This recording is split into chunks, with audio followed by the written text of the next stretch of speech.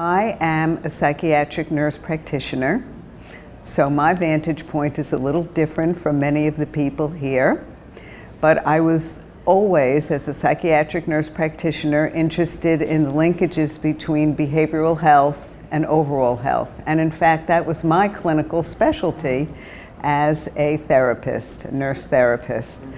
So when the partnership between NYU College of Dentistry and the College of Nursing was brought to fruition by Mike Alfano and Terry Fulmer, I was the Associate Dean for the graduate programs in the College of Nursing, and our clinical practices were part of my portfolio.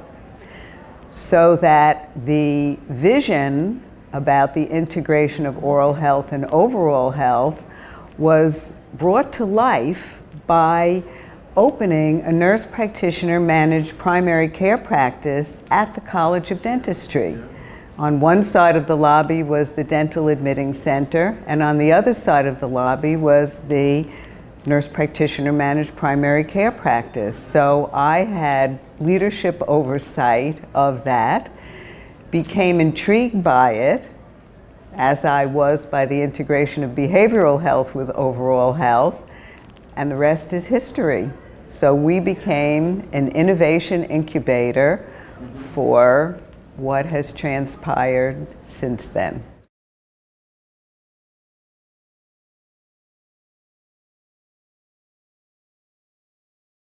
I absolutely do.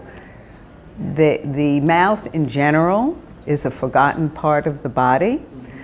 We have developed the HENOT approach to the HEENT exam so that you cannot forget about oral health.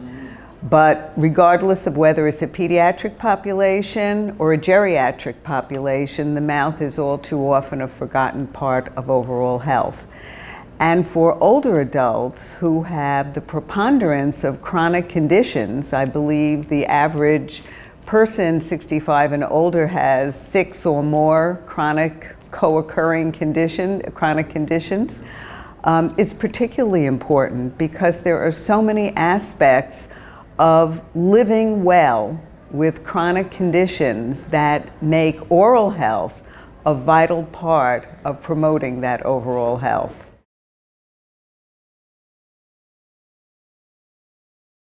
Well, I'm impressed by all the work that the Santa Fe group has done to prepare for this meeting and the degree of complexity that is required to structure both a benefit to have dental care included as part of Medicare, which I think is absolutely the way to go.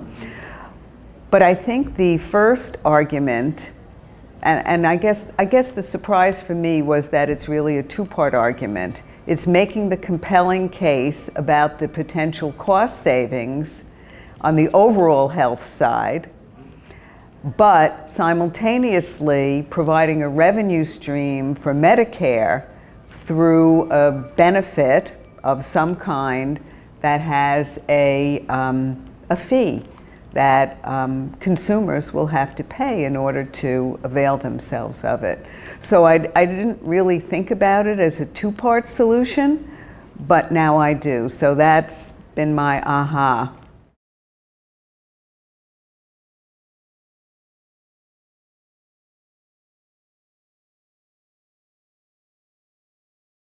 As you may know, the nursing profession is the largest healthcare workforce component, 3.1 million nurses. There are 200,000 nurse practitioners, half of whom are primary care providers. There are over 13,000 nurse midwives, and the rest are registered nurses. That is a large component of the workforce that could be partnering with our dental colleagues and other health professional colleagues, physicians, social workers, and many more, to provide whole person care that includes oral health. The problem has been historically that oral health is a forgotten part of the curriculum of both nurses and physicians. And so the... Forgotten or ignored? Well, choose your term. Okay. It's both, really. Yeah. It's forgotten and therefore ignored. But whatever it is an undervalued and underrepresented component of the healthcare curriculum of health professionals, and that's a historical perspective.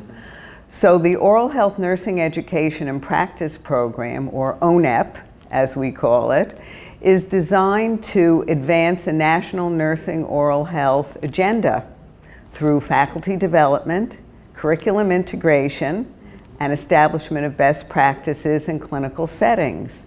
We know that it has to begin with faculty development because if faculty don't know it, and we know they didn't learn it, they won't teach it. They will not include it in the curriculum, either in the classroom or in clinical, because they're not comfortable with it. So we've done an enormous amount of faculty development, both locally at NYU and nationwide, through nursing organizations, presenting at workshops, virtual, live, you name it, we've done it.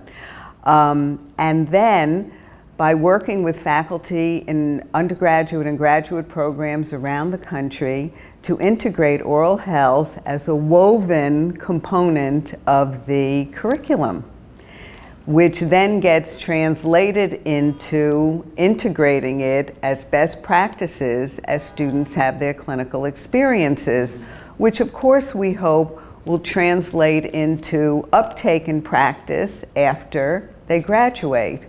So it's both interprofessional, because we're collaborating with our dental, medical, and other colleagues, and it is also focused on improving whole person care, particularly in targeted populations.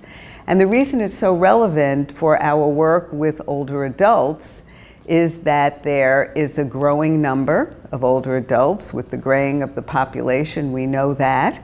And so increasingly, the patient who presents in primary care and acute care settings is the older adult. It's the rule rather than the exception. So that thinking about whole person care for older adults has got to include oral health.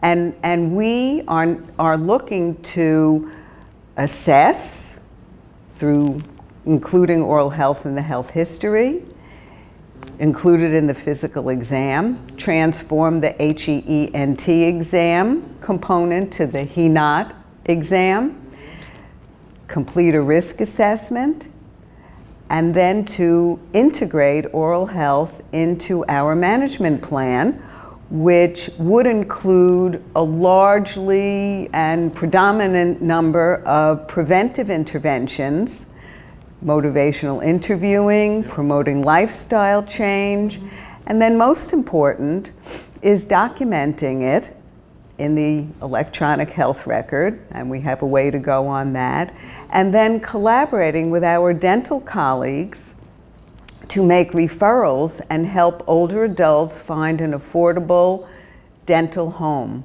which is why advancing the quest for Medicare reimbursement benefit for older adults is so important to closing that whole person care loop.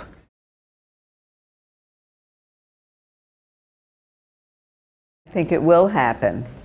I think that the missing voice thus far in the equation is the consumer. We know the demand is there, but we've not heard a loud consumer voice telling us that. And having a loud enough voice to add to the momentum that has been created by the coalescing of the work of the number of groups and stakeholders that you see at this meeting. So I do think it will happen, and perhaps, as one speaker said, patience will be a virtue, and we may have to have a longer view on this happening than originally hoped for, but I think that within the next 5 years, this will be a reality, and it may be an incremental reality, so that there may be a need to get a foot in the door at Medicare with a defined benefit for a particular target population, like those with the demonstrated cost savings per the claims data of several large insurers, like the target population for diabetes, cardiovascular disease, coronary artery disease, whatever the targeted health conditions are. That may be the foot in the door, and then when evidence provides the success of it, they will expand it again to be a more general benefit. But the foot in the door is the most important thing of making this a reality, combined with the loud clamor of consumers. And frankly, I see AARP, Oral Health America, and other organizations playing a key role in activating the consumer voice.